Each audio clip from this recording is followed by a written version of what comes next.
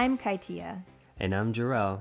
Welcome to our podcast where we talk about glowing through life instead of just going through life. It's a his and hers perspective about modern topics and hot button issues. From Christians just like you. Well, let's get into it. We're gonna glow through it. My faith in God, He taught me how to do it.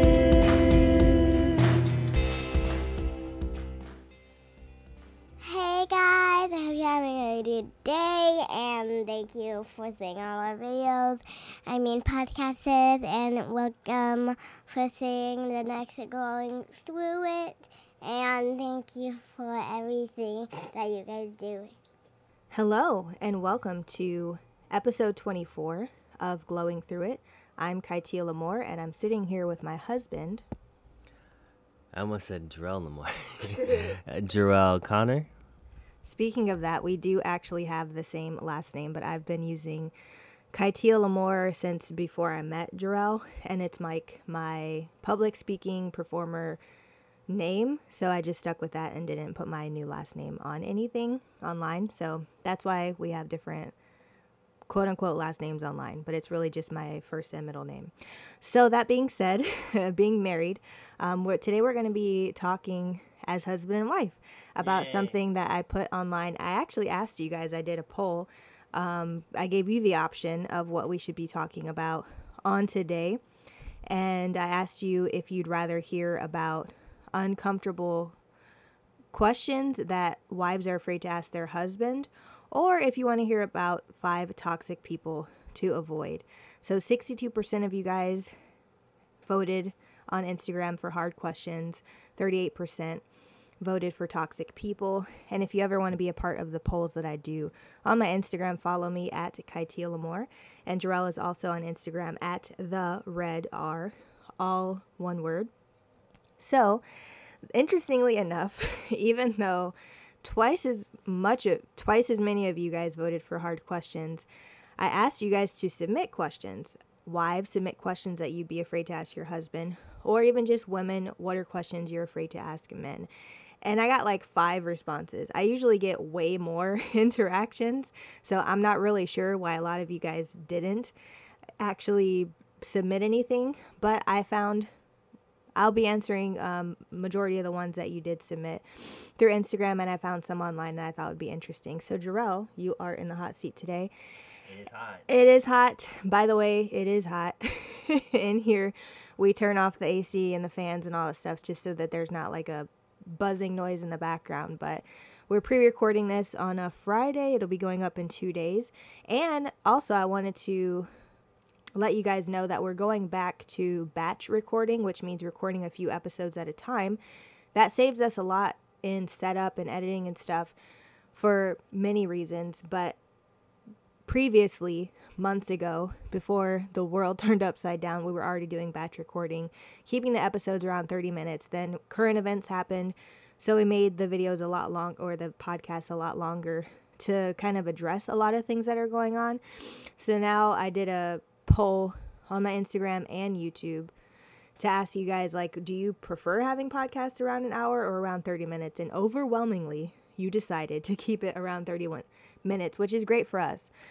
So we're going to try to keep this one about 30 minutes, and the next one that we're recording today as well, which we are going to be recording actually about 5 toxic people to avoid.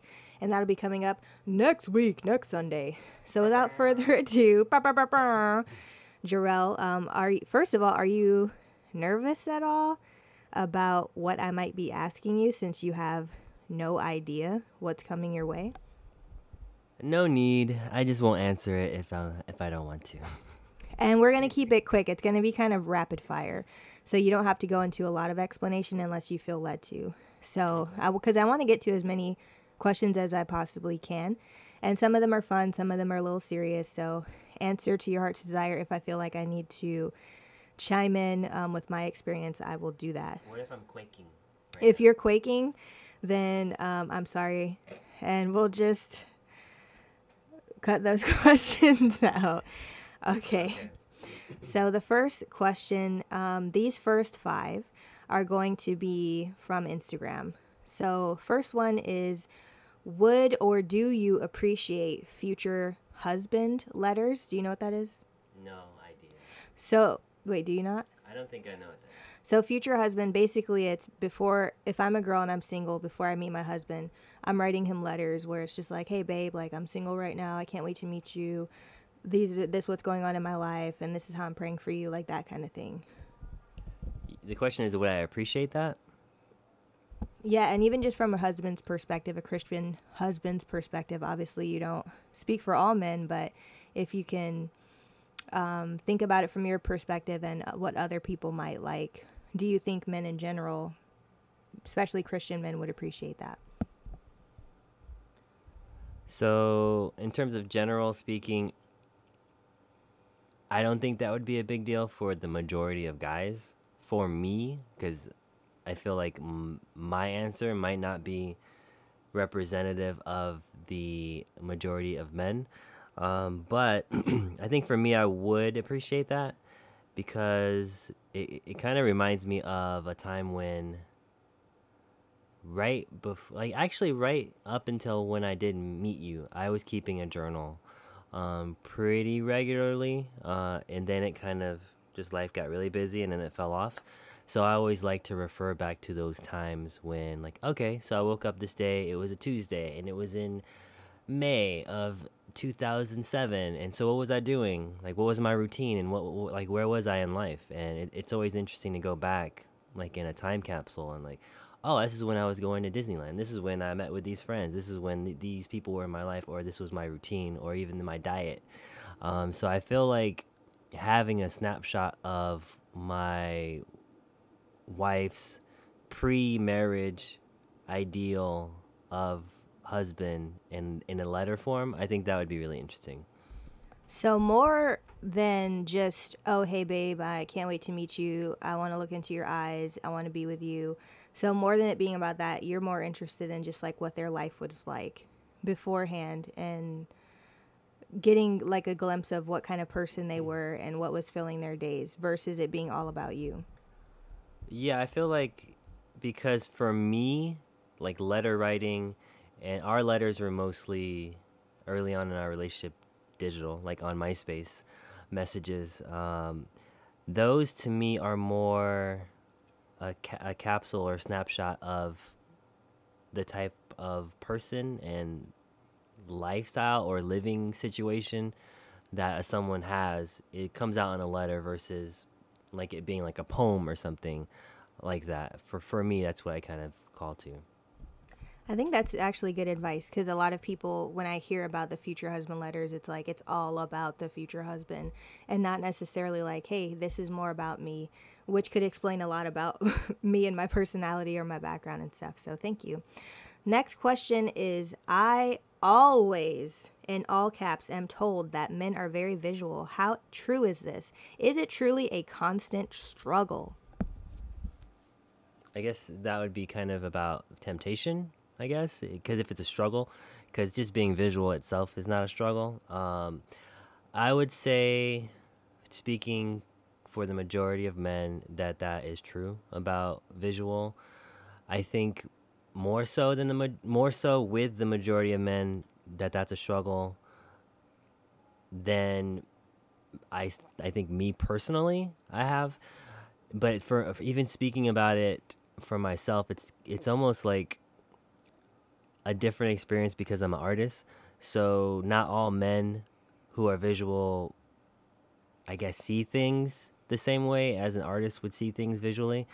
But in terms of just the struggle, yes, that is a real thing. It's not all men, and I always try to stay away from blanket statements because overgeneralizing anything, you're gonna miss a whole group of people. And there's a ton of men that don't have one, the struggle with visual temptation, and two, they don't even they may not be as visually driven or acute as other men. So it is a thing, and I think it is in the majority of men. As a Christian, I think there are a lot of guidelines, practices, and accountability, either people, other men in your life that you can look up to, or mentors, or really just saturating yourself in prayer and God's word as a way to combat that kind of struggle.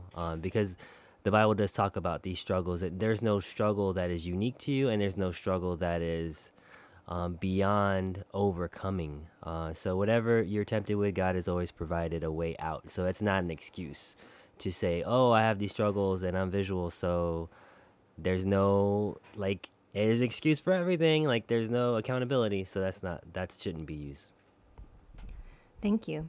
So the next question is, do you still find other girls attractive or not?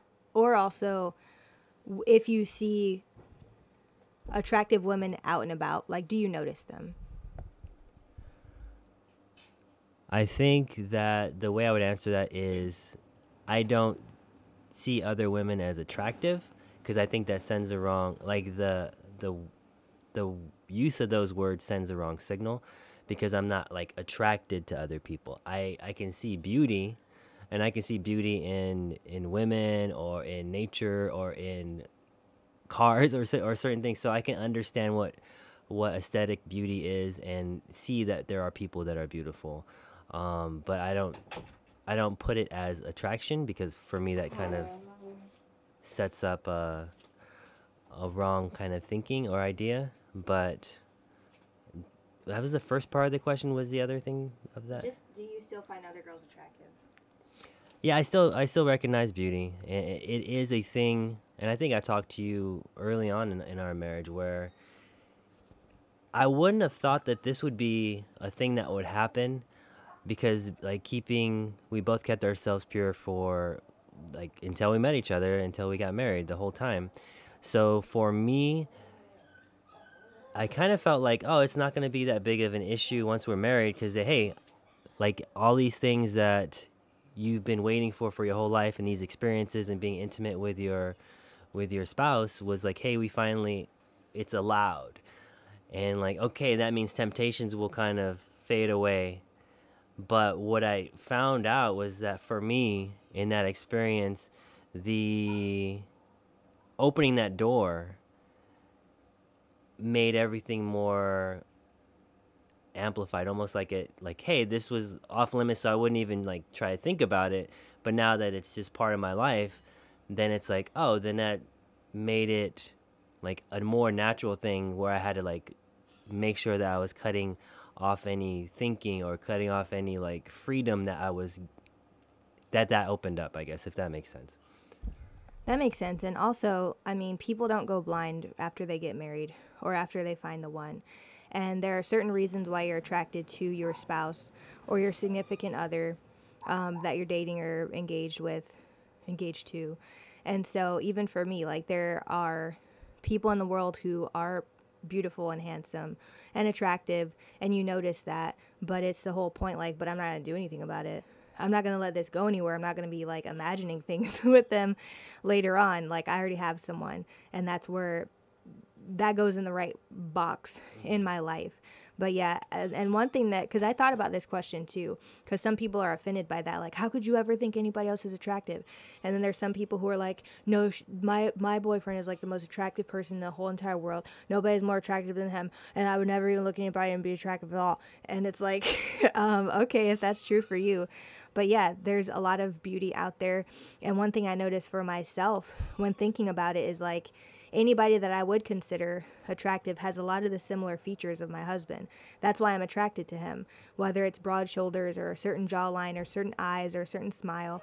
And even with women, ones that I look at more or am drawn to more, like, oh, wow, she's really beautiful, I love her eyebrows or her eyes or whatever, I notice that they have similar features to myself. So I don't know if it's like you see yourself so much or you see your partner so much that you almost just start to notice that in life a lot more, and then that's why that stands out. So I'm not sure the science or the psychology behind that, but either way, that's all I have to say about that. I had one other point on this real quick, and I think there can be kind of a application to this kind of idea where it's like, well, if you're married, then you're not going to find anybody else attractive or feel like that there's any other beauty outside of your spouse. And it's just recognizing beauty in someone else. That isn't necessarily infer that there's lust. That doesn't infer that there's any ideas or thinking or fantasizing. That's just saying you appreciate like beautiful things. And it's not, and it doesn't, like, it's not, it shouldn't even be a threat to a marriage, because just because there's beauty out there, it doesn't mean that, oh, someone's beautiful, that means they gotta ditch the person I'm with. It's like there's so much else that goes into a relationship, especially in a marriage, that shouldn't even be a concern in that regard. Perfectly said. Okay, so the next question is, what makes a man afraid to approach you if they've made it known that they're interested? So if you already know, like, oh, this guy is into me, let's say Trey John and his friends already told you that, you know, David likes you or whatever, so why won't he make a move? Why won't he, like, pursue you? Like, what would make a man afraid to approach someone that already knows that they're interested? I'm trying to figure out how to answer this, because I don't recall having that type of issue. Outside of just people, I guess we're talking about men. So men in this situation would be, they're just, I guess there's nerves. You're nervous about what someone could say. And I think no one really wants to get rejected. So there's always that danger of rejection. But also I don't know, or I wouldn't place this as a very, like, overtly general statement. I think there are a lot of men and younger men who are in, like, high school and in college that may have these kind of issues, but I don't think it speaks to every man. So it could be personal issues where someone has rejection issues, or they have problems with other relationships with, I don't know, their mom or their dad, where they're just a fear that's present there. And I know I get some young adults, some young guys who reach out to me and ask me questions online for advice and seek counsel. So a lot of them, there is a lot of game playing going on in relation, even in the world of Christian dating and courtship, unfortunately. So, I mean, it could be people playing games. It could be people that are fearful. It can be situational. I don't really know specifically, but my guess would be nerves about rejection, most likely. Yeah, I think so too, especially if they've made it known that they're interested, but they're not making a move. It's kind of like, if men really are serious about you, they will pursue you. So there must be something getting in the way of that. And I would even say, if that's the case, let them deal with that. That's their issue. You don't have to be like, oh, well, just so you know, like, you can come get me or whatever. Like, it's like, if you're too afraid, you got to deal with that fear issue. If you're insecure, you got to deal with that. Or if you're just too lazy and you want me to do the work, not going to happen. So next question. This one was asked from my Instagram poll, but also I saw this in an article because I was looking up more questions, and almost like this same situation was asked as a common question that a wife would ask her husband. So this one says, why don't you want to work out with me and or get healthier? So if I'm a wife and I'm eating well, I'm exercising, and I want you to be in shape, or maybe we didn't have this conversation about you being in shape, but I invite you to eat this food that I made or to come with me to the gym, why wouldn't you want to be healthier with me? Why would a husband not want that? I don't think that's something that I would apply generally to men. I think that's more specific to just a individual person, and it would sound like that's more personal preference, would be my guess. Like, well, not everybody likes to work out, not everybody likes to sweat, not everybody likes to go to the gym. So there's a ton of guys and women too who that's not their thing. So it's not that interesting to them, or that doesn't really excite them to go out and work out, even if it's with their spouse or someone that they're with. So I would say that that would most likely be the reason. If we're getting into mind games, which I try to avoid, there could be guys who are just insecure about their wife or their person getting in shape or staying in shape because they're afraid of losing them. But I wouldn't apply that to like guys as a general statement. It's more personal preference, I'd probably guess. And I know that there's been times for me where Jerrell has been more about eating healthy, like making smoothies, juicing, playing like recreational sports and stuff to stay in shape. And he's always invited me to do that, or like ask me if I want a smoothie or like a juicer sometimes or something. And sometimes I'll be like, yeah, like I want a smoothie or a juice or whatever. But as far as playing recreational sports, going to the gym or something like that, I just don't want to. So then I'm just like, no, I'm just not going to be in that part of your life, and I'm okay with that. But I don't know, it was just like because I don't want to do that. Like I'd rather like go on a long walk through the neighborhood or something like that. But as far as like being super healthy, I'm going to go on a 10-mile hike and stuff, like I just don't want to. So that's why. So it could just be he don't want to. But if you are concerned about his health, because I can see that where it's like, hey, like I don't want you having a heart attack. I don't want you being diabetic. I don't want all these, things that could happen to you. I think it would be good to voice that. Because if it's just, hey, you want to do this? And they're like, no, because they don't want to do it. But if it's, I'm concerned because of these reasons, let's get checked out at the doctor, see if there's anything you need to work on. Or maybe, I'm overthinking it. Just have that conversation and see. So this one comes from the article. We've moved on from all the ones that I got from Instagram. So these are coming from an article that I found. So it says, why does my husband think it's okay to stop doing the things he did to get me in the first place? I think that happens when, and this goes both ways for men or women, that there is a courtship it's like a honeymoon phase where when dating, people kind of put their best face forward, and almost to the place where it's not necessarily fake or a lie, but it's not, you're not being comfortable. You kind of like, Lauryn Hill had a thing on her Unplugged MTV special where she was talking about she's married to one of the Marleys, and when she first met him, he was saying like they had dinner together, and he was like halfway through dinner or whatever, he was saying, you must not like be into me, you must not like me. And she was like, what are you talking about?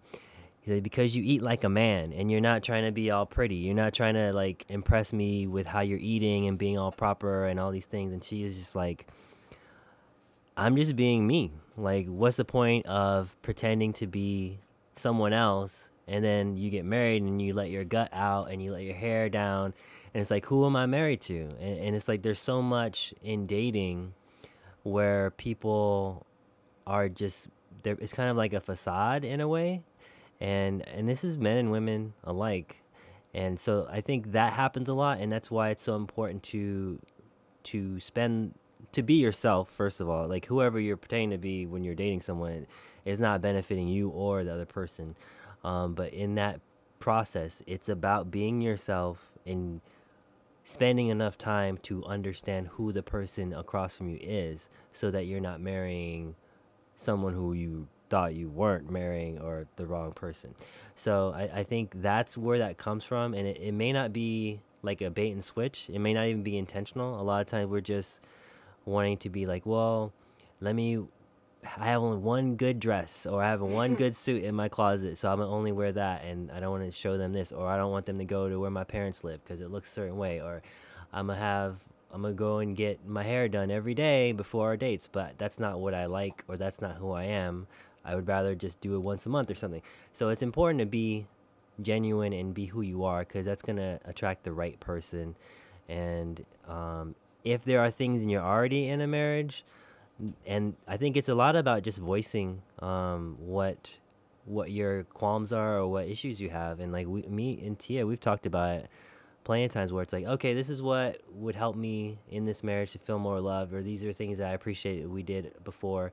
And you have to communicate those things, because if they're not happening anymore, then you can get to the bottom of that and see if that's something that can be reinstituted or started again. So I think that could be some of the reasons. And most of these things, if you're already in those marriages, are kind of rectifiable by communication and talking about it with them, about why things are the way they are and what can be done to make them better.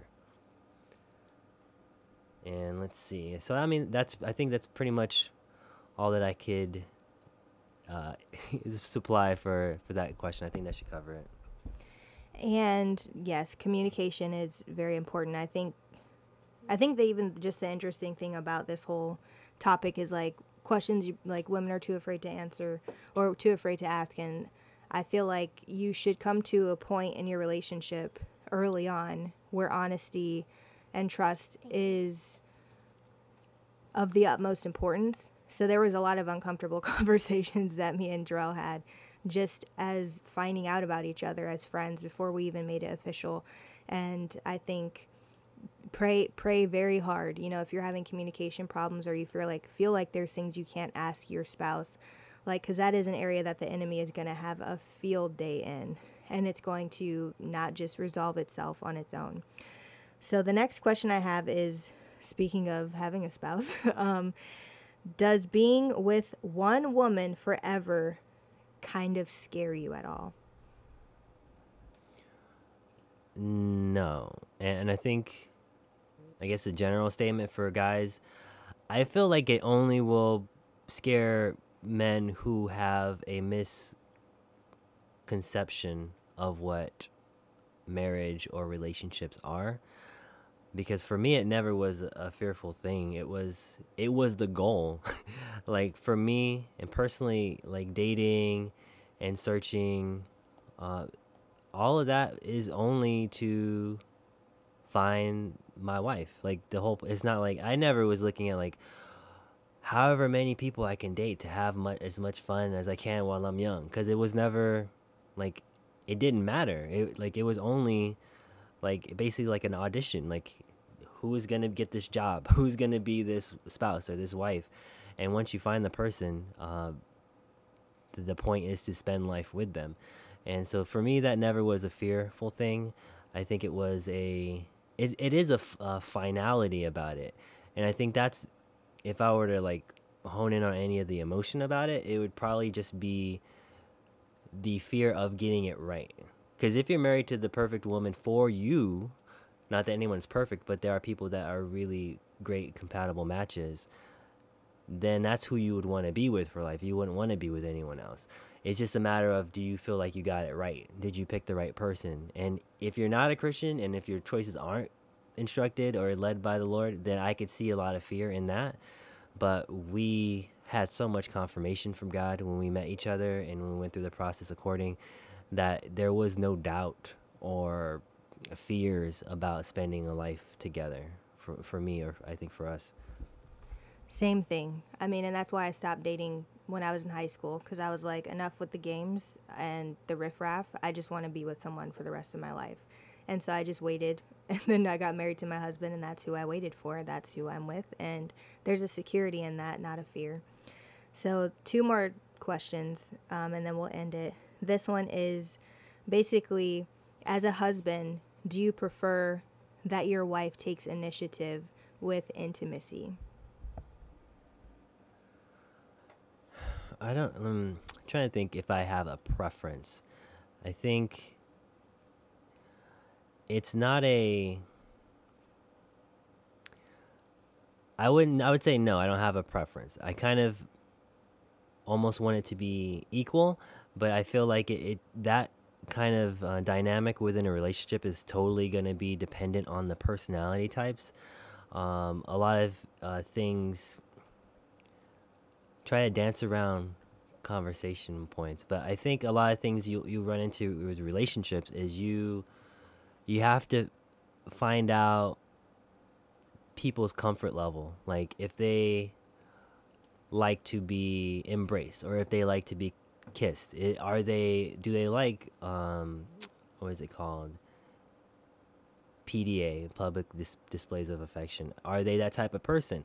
Are they, when you're in private, is there like initiation that's needed? Is it something that's going to be organic? Is it something that's going to be planned and scheduled because of your schedule? And I think with us, our lives went through so many different stages of singleness, of living with family, of having kids in the house, having kids co-sleeping, all these different things, which I feel have made our journey through this very up and down and like inconsistent, because you have to just kind of roll with the punches.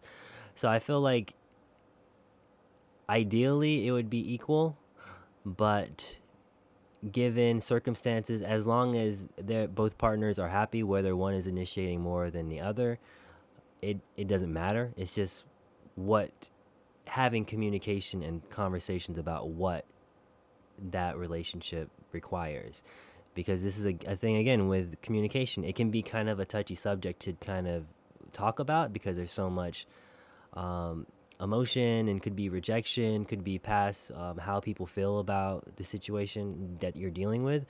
But you have to be able to talk about that, or else certain things will just never get addressed. And then you'll be like 10 years, 15, 20 years later and being like all upset, and you don't know why, and you're mad at someone else when they thought you were going to do something else. And then it's like there's just a miscommunication, like an episode of like Three's Company. So I think that's what I would say about that. Yeah, and men aren't mind readers either, because I think that there's a lot of times where women might say, well, I wish he would do this more. Or like, doesn't he know that I like him? Like, it's obvious because look at all the things I did around the house. But unless you're actually talking about it, and he's like, I don't care if there's a sink full of dishes. I want to go in the bedroom and get it on. So there was a email that I sent out when me and Jerrell first basically announced we're getting married. And I sent an email out to my family members, and my uncle was like responding. He's like, the greatest tip I could give you is like, just know that your husband will never be able to read your mind. So just don't assume that, and just basically say what needs to be said. And I think that's something that a lot of wives, including myself at times, have just been like, if he prayed hard enough, he figure it out. Like, why I gotta say anything about it? And then it's just like, why am I expecting that when I could just say it out loud? So like, there's been arguments we've had in the past that some of them stemmed from me just being like, I don't even want to have to say this. So yeah, speaking of stuff that I've done wrong, as a husband, you can even use an example with me personally, or something that maybe you've talked to other husbands about regarding issues. The last question is there anything that husbands wish wives would stop doing?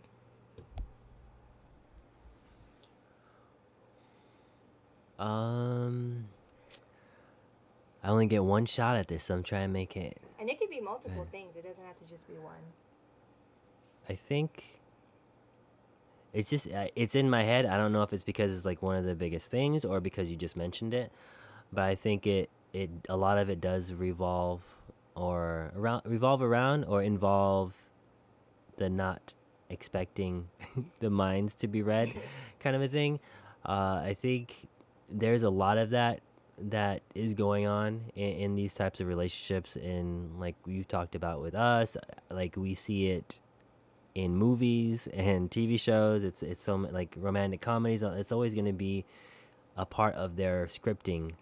They'll write that in where women just expect something and guys like, I didn't know. So I think that's a major thing that is easily fixed. I mean, it's communicating, because and this goes, because those assumptions can go a lot of different ways. You assume a guy knows what he's supposed to do, or that you want him to do certain things, or to treat you a certain way, but you don't voice it. So then he doesn't know, so he doesn't do it, and that causes an issue. And there's also things where you can be assuming that a guy is thinking something or doing something and I've seen this with my parents, and it's like my mom is always like assuming stuff and criticizing, but then she won't like mention it, like, hey, this is what I have a question about this, are you doing this, or like just asking questions. And I feel like anyone, women or men, you get caught in your head and your imagination can run wild, and it can really twist what reality is. And I know the enemy works that way. Like the mind is definitely a battlefield, and you can combat that with just putting out the truth and seeking the truth through dialogue and discussion. And I think that would help a lot of people and a lot of relationships. Amen. So I think you did a really good job answering these questions, especially for not having known any of them that were going to be asked. So thank you, Jerrell. You did a really good job. So we're going to close in prayer. Lord, we thank you for this time that we get to discuss some things that might seem uncomfortable or taboo online. I just pray that this has opened up the door to some insight for those who are listening, whether they have never been in a relationship, whether they're engaged, whether they've been married for 20 years.